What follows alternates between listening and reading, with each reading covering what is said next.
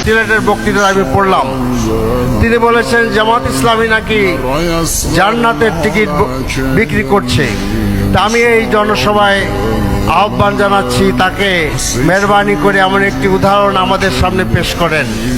রসুল মকবুল সাল্লাল্লাহু আলাইহি ওয়াসাল্লাম বলেছেন, কোনো মানুষ তার শুধুমাত্র তার আমল দ্বারা জান্নাতে প্রবেশ করতে পারবে না।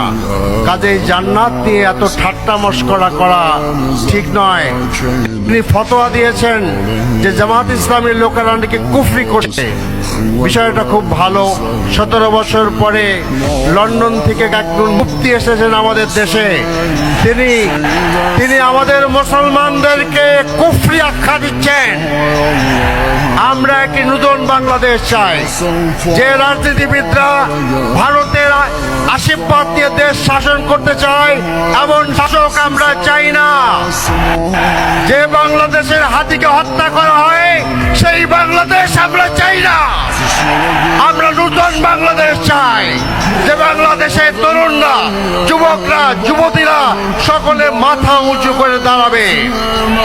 আপনারা নির্বাচনকে ভয় পাওয়ার কারণে আপনার শাহজালাল ইউনিভার্সিটি নির্বাচনকে বন্ধ করে দিয়েছেন।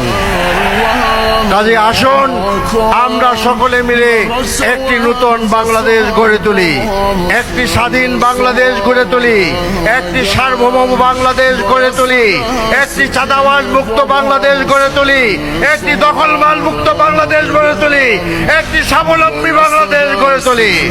ইনশাআল্লাহ আগামী বাংলাদেশ হবে একটি সুখ সমৃদ্ধ ন্যায় ও ইনসাফের বাংলাদেশ।